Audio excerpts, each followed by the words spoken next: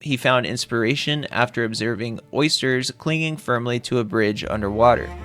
This observation sparked the idea of developing a bone glue with similar properties in the human body's moist environment, an idea his team eventually turned into a reality. Almost all of our medicines and discoveries come from watching nature, and we have to protect nature so that we can protect ourselves in all the future discoveries.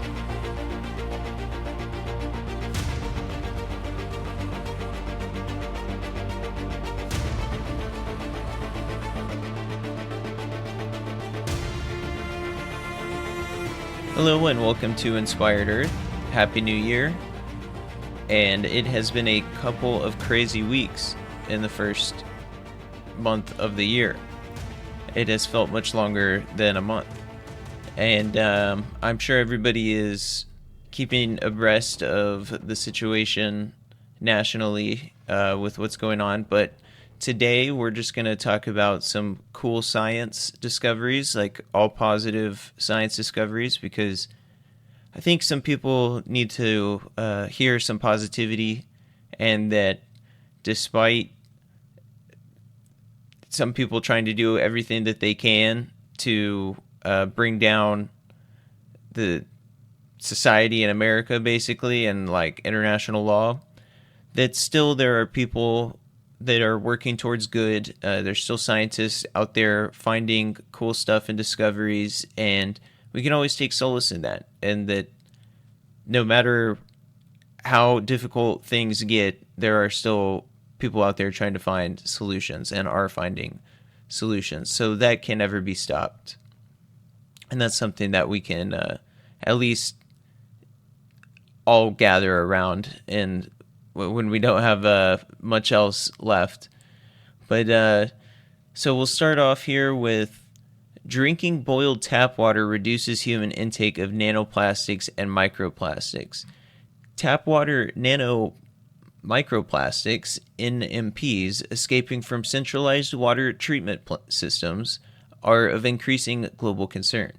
Because they pose potential health risks to humans via water consumption, drinking boiled water, an ancient tradition in some Asian countries, is supposedly beneficial for human health, as boiling water can remove some chemicals and most biological substances. However, it remains unclear whether boiling is effective in removing NMPs in tap water. Herein, we present evidence that polystyrene, polyethylene, and polypropylene MMPs can co-precipitate with calcium carbonate incrustance in tap water upon boiling. Boiling hard water can remove at least 80% of polystyrene, polyethylene, and polypropylene NMPs size between 0.1 and 150 nanoscale. Elevated temperatures promote calcium carbonate nucleation in MMPs, resulting in encapsulation and aggregation of NMPs within calcium carbonate incrustance. This simple boiling strategy can decontaminate NMPs from house water and has the potential for harmlessly alleviating human intake of NMPs through water consumption, which is absolutely fascinating. And that came from China. Here we have Science Daily. China's artificial sun just broke a fusion limit scientists thought was unbreakable. Scientists working with China's fully superconducting experimental advanced superconducting tokamak East have successfully reached a long-theorized density-free regime in fusion plasma experiments. In this state, the plasma remains stable even when its density rises far beyond traditional limits. The results published in Science Advances on January 1st shed new light on how one of fusion energy's most stubborn physical barriers might finally be overcome on the road to ignition. The research was co-led by Professor Ping Zhu of Huazhong University of Science and Technology and Associate Professor Ning Yang of Hefei Institute of Physical Science at the Chinese Academy of Sciences. By developing a new density operating approach for yeast, the team showed that plasma density can be pushed well past long-standing empirical limits without triggering the disruptive instability that usually ends experiments. This finding challenges decades of assumptions about how tokamak plasmas behave at high density. And I'm just going to read parts of that one. That was kind of long. This one's also pretty math and sciencey, so I might skip over a little bit parts of it. But a research team from China Agricultural University and Nanyang Technological University reported in eScience that they have developed a copper-modified cobalt oxyhydride catalyst capable of cleanly converting biomass sugar into a format while generating hydrogen at exceptionally high rates when powered by an in-gap gas triple injection photovoltaic device. The work introduces a catalyst-guided cascade oxidation mechanism that substantially reduces energy input, opening new possibilities for integrating solar hydrogen production with sustainable biomass upgrading. This is going to be crazy stuff if they finish this and get it working. This could be really, really big. Using waste to make fuel of all sorts of types, and maybe even cleaning the water and waste as well. So you're left with both water and energy just from cleaning stuff. So that would be amazing. And using the sun. The researchers began comparing Earth-abundant metal oxyhydrides identified as, cobalt oxyhydride, as a promising starting point for glucose oxidation. They then systematically introduced various dopants, which are a small doping agent amount of substance to alter its physical properties, such as electrical or optical properties, which is typically a very low amount compared to the material being doped. They discovered that a small amount of copper transformed cobalt oxyhydride into a far more selective and efficient electrocatalyst. With this modification, the yield of formate increased from 50 to 80%, and the onset potential for glucose oxidation dropped about 400 millivolts, 400 millivolts, enabling highly energy efficient co-electrolysis in alkaline conditions. So this is using sugar to generate electricity, basically. And we're going to talk about another article in a little bit that talks about using sugar for therapy, which is pretty fascinating. That both glucose could give us energy for our electronics and our body, and possibly even more therapies. A suite of advanced characterization techniques, including X-ray photoelectron spectroscopy, Raman spectroscopy, electron microscopy, and in situ impedance analysis, reveal how copper reshapes the electronic landscape of the catalyst surface. So I guess they had to image that from all different types of instruments, which is kind of crazy. So it goes into a bunch of math, and it says when paired with an earth-abundant cathode, the system produced pure hydrogen in a membrane-free cell with nearly 100 faradic efficiency under concentrated sunlight. The device achieved a hydrogen generation rate of some amount, maintaining stable performance across 24 hours of operation. So it seems stable. Earlier it said it was a lot. I'm not really sure how to read that math thing. I really don't. But they said it was a lot. One of the study's senior researchers noted that the findings illustrate how the catalyst design can reshape both efficiency and economics of solar hydrogen production. By orchestrating glucose oxidation through highly selective alpha cleavage pathway, the catalyst not only reduces the electrical energy required but simultaneously upgrades biomass into a valuable chemical feedstock. This is what I was talking about of using waste for fuel.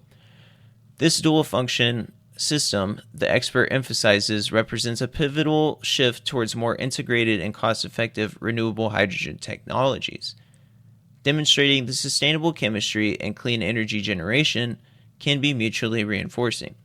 This co-electrolysis strategy offers a scalable and economically competitive route to green hydrogen by pairing energy-efficient operation with the sale of a formate as a co-product. Economic modeling suggests that this approach could lower the level of cost of hydrogen to $1.54 per kilogram, rivaling or undercutting hydrogen produced from fossil fuels. Undercutting fossil fuels. The membrane-free design also simplifies the system architecture and reduces capital costs, making industrial deployment more feasible. Importantly, the catalyst performs equally well on hydrosolates derived from agricultural waste, highlighting its compatibility with real-world biomass resources and its potential to support distributed hydrogen production and future circular bioeconomy systems. That's pretty fascinating. And I'm glad that they're looking into this. I'm pretty sure I had talked about that exact sort of thing like a year and a half ago. I mean, just by connecting the dots and stuff. Obviously, they were looking at it as well, I think. It doesn't say how long they were working on it, I don't think. But probably working on it a long time. So this one's really, really fascinating. I enjoyed this one because I enjoy coffee. I'm sure a lot of other people enjoy coffee. This was brewing possibilities using caffeine to edit gene expression from physics.org. What if a cup of coffee could help treat cancer? Researchers at the Texas A&M Health Institute of Biosciences and Technology believe it's possible. So this is the first American article that we're reading. Everything else has been from China, which is pretty interesting.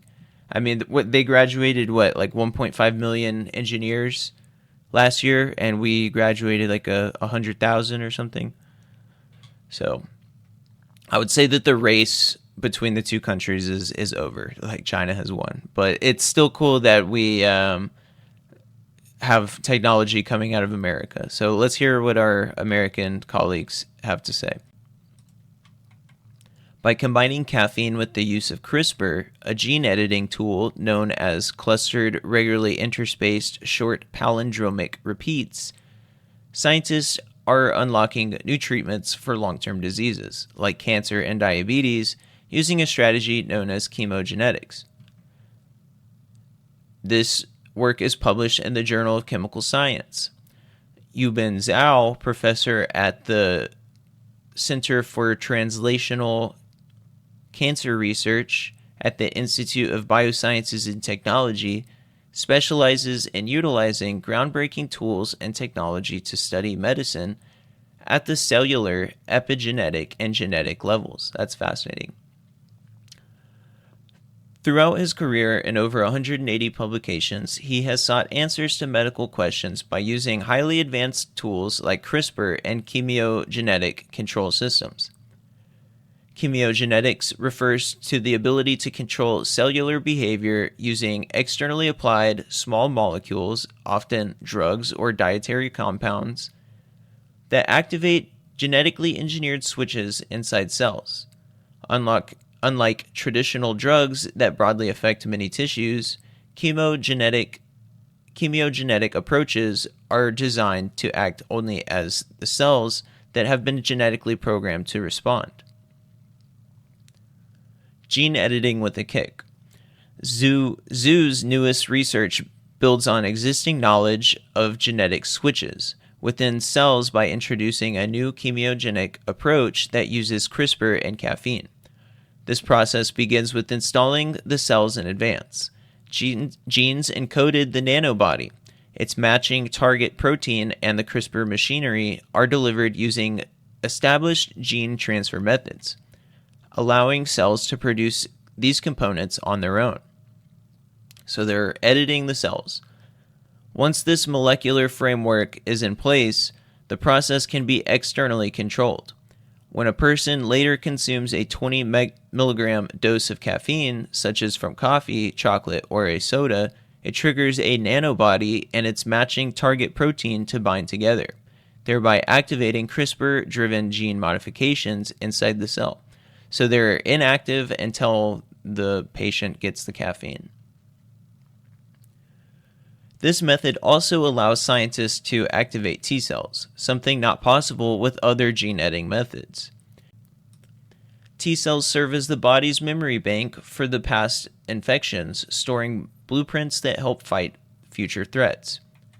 Being able to manually activate these cells could give researchers a new way to direct the immune system against specific diseases. In addition, the team found that certain drugs can reverse the process by causing the proteins to separate, stopping further gene changes and offering even more control over how the system is used, an important feature for safe and reversible chemogenetic therapies. For example, in a therapeutic settings, clinicians could temporarily pause gene-modifying activity to give patients a break from treatment-related stress or side effects, then reactivate the system when conditions are optimal, allowing gene control to be tuned over time rather than left permanently switched on. You can also engineer these antibody-like molecules to work with rapamycin-induced systems. So by adding a different drug like rapamycin, you can achieve the opposite effect, Zhao said. For example, if at first proteins A and B are separate, adding caffeine brings them together. Conversely, if proteins A and B start out together, adding a drug like rapamycin can cause them to dissociate. Rapamycin is a widely available immunosuppressant drug traditionally used as an anti-rejection regime for organ transplants. The drug works by blocking white blood cells from attacking foreign entities in the body. The affordability and availability of the drug make it prime candidate for applications like this one. Percolating future possibilities. When an engineered nanoprotein can be switched on by caffeine, it's called a caffabody. By harnessing the power of these caffabodies, Zhao says scientists may someday be able to treat a range of diseases. In the long term, he believes it may be possible to engineer cells that allow people with diabetes to boost insulin production by simply drinking a cup of coffee. Beyond insulin, the technology can be adapted to control other important molecules, such as those that power T cells. In cancer therapy, for example, caffabodies could be built into T cells to give doctors chemogenic control over when, where, and how strongly the immune system attacks tumors. In animal lab studies, Zhao and his team have found that caffeine, as well as its metabolites, such as theobromine, which is abundantly available from chocolate or cocoa, could trigger the response and allow for editing with CRISPR. This form of treatment is accessible, easier to control, and has fewer side effects than other treatments. While similar activation techniques have been observed before, this allows much more control to open and close the circuit. When caffeine isn't introduced, the team has a few hours or the metabolization time of caffeine to control the involved physiological process of gene editing. Then, rapamycin can be administered as a stop signal, driving protein dissociation and terminating the process. Few existing approaches offer this level of coordinated start and stop control, making the method particularly precise and well suited for both research and therapeutic applications. And I just have to say super quick that we're talking about chocolate and cocoa and tea and coffee and all of this stuff.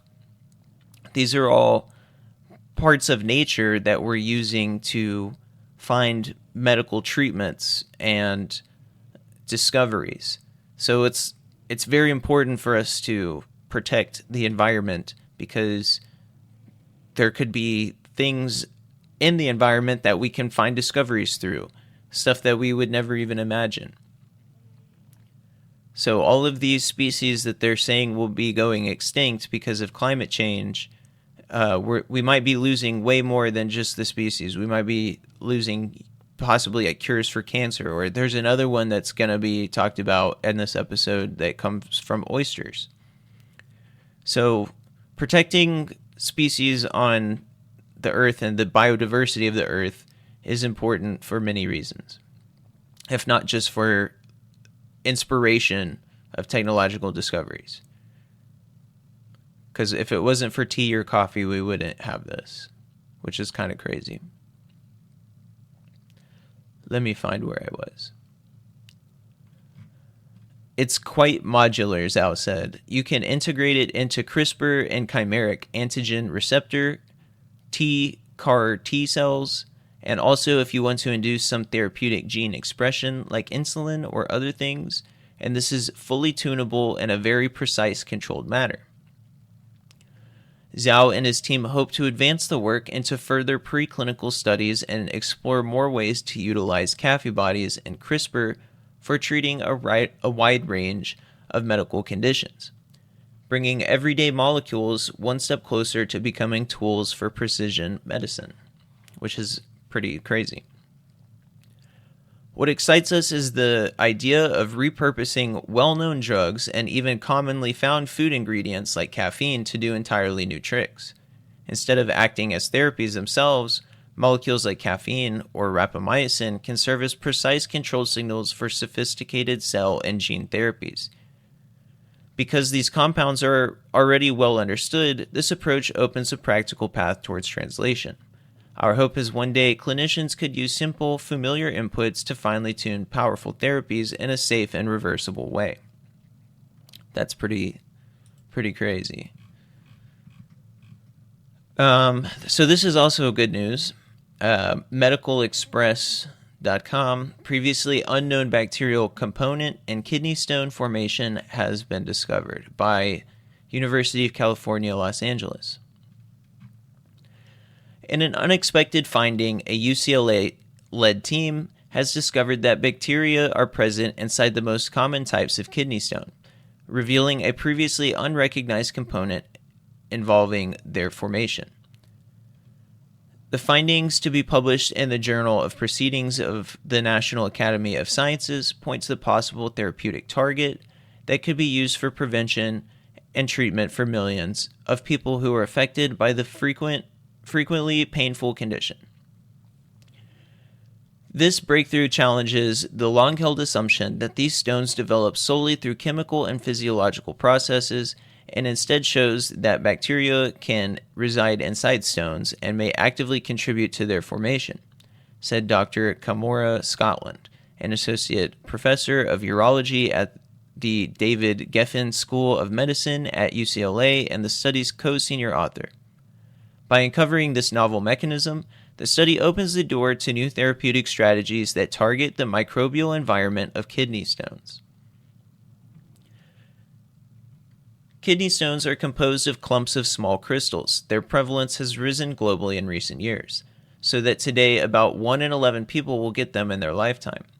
Risk factors including family history, metabolic syndrome, and low fluid intake, the stones start forming when crystals grow in urine and become large enough that they can't be washed out with normal flow. There are several subsets of kidney stones, and while one rare type is known to contain bacteria, by far the most common stone is calcium oxalate, comprising 80% of kidney stone cases, which have not previously known to contain bacteria, this is the key part. So they had no idea about this. While examining data from electron and fluorescence microscopy, the researchers unexpectedly detected live bacteria as well as layers or biofilms of bacteria integrated into the crystals. That's pretty bizarre and crazy that this has never been found before. We found a new mechanism of stone formation that may help to explain why these stones are so common.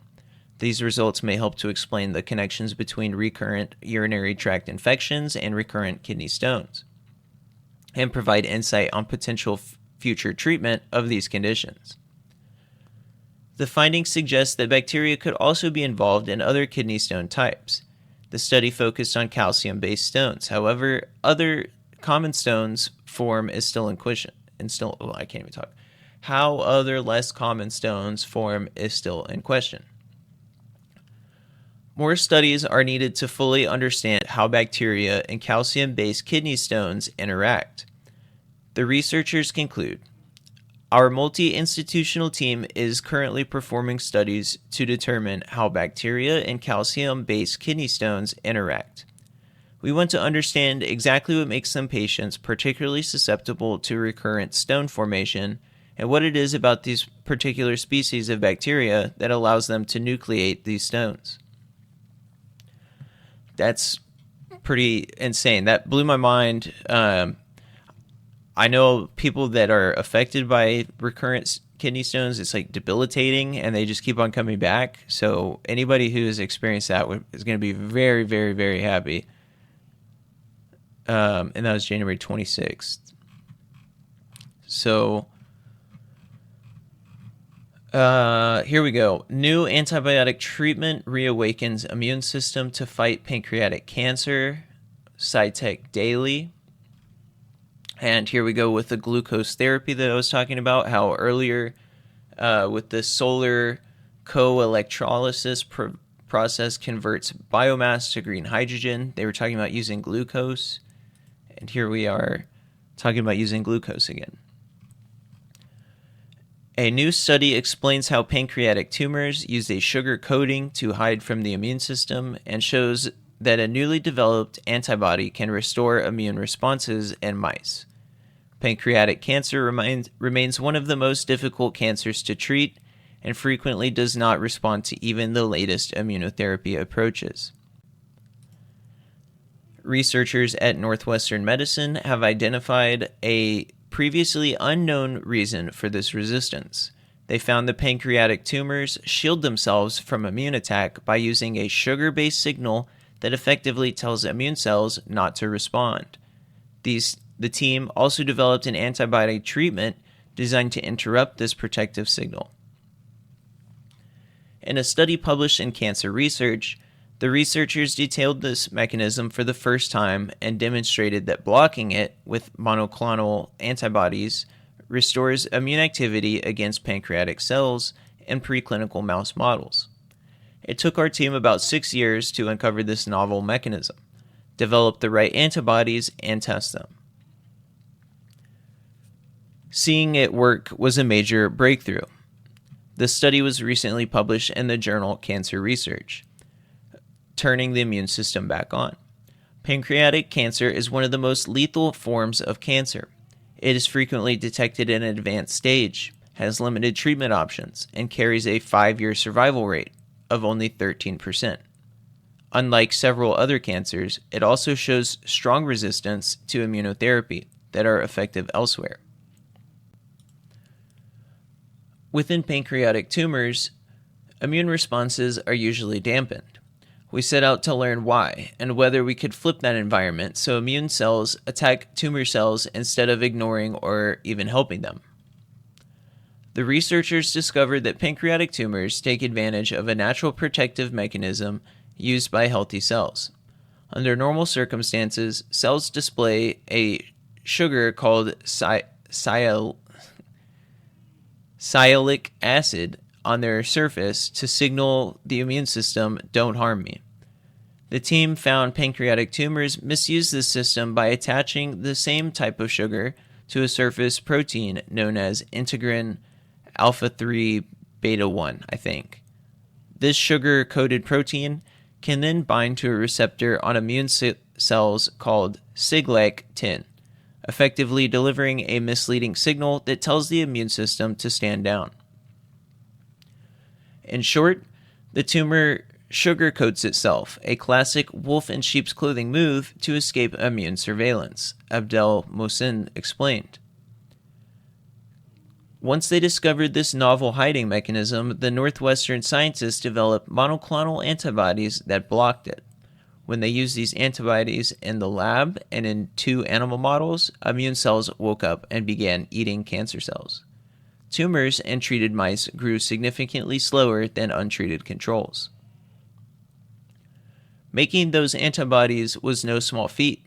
When you make an antibody, you test what it's called hybridomas, cells that produce antibodies. We screened thousands before finding one that worked. The next step, he said, is to combine the antibody with current chemotherapy and immunotherapy treatments. There's a strong scientific rationale to believe combination therapy will allow us to reach our ultimate goal, a full remission. We don't want only a 40% tumor reduction or slowing down. We want to remove the cancer cells altogether. Abdel Mohsen said his team is now fine-tuning the antibody for human use and moving toward early safety and dosing studies. In parallel, they're testing it in combination with chemotherapy and immunotherapy and developing a companion test to identify which patients' tumors rely on this sugar-based pathway so clinicians can match the right people to the right therapy. Abdel Mohsen estimates it might take about 5 years before such a therapy could be available to patients if progress continues as planned.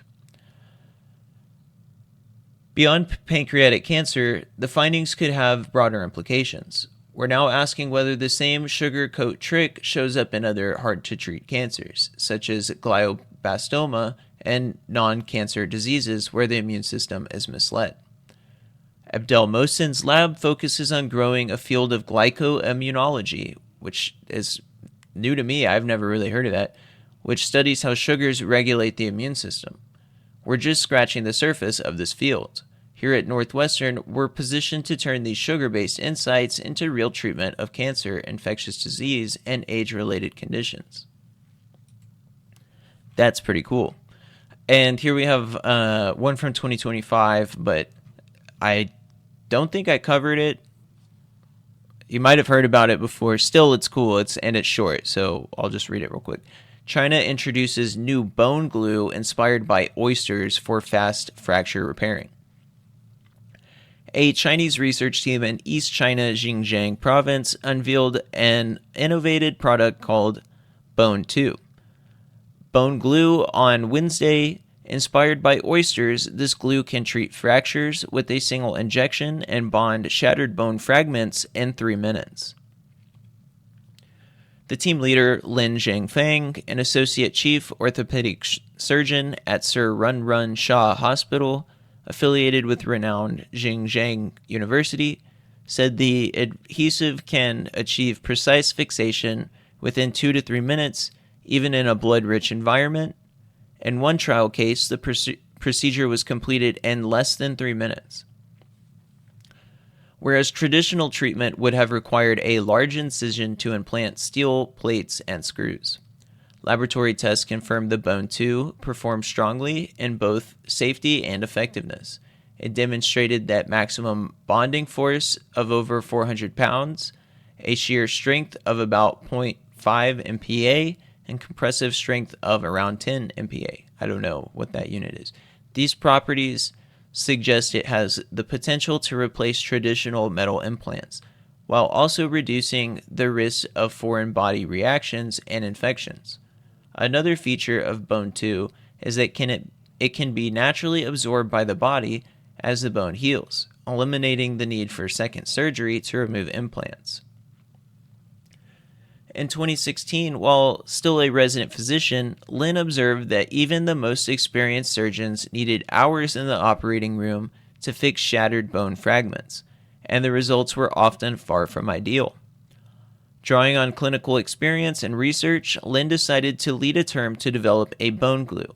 He found inspiration after observing oysters clinging firmly to a bridge underwater. This observation sparked the idea of developing a bone glue with similar properties in the human body's moist environment, an idea his team eventually turned into a reality, the report said.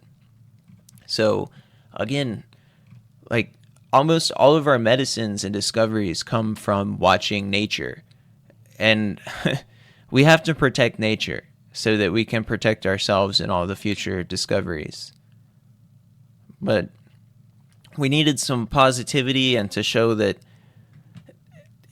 even just assuming that America has no scientific potential or future for several decades, the rest of the world will continue to advance and bring technologies and treatments that will blow our minds.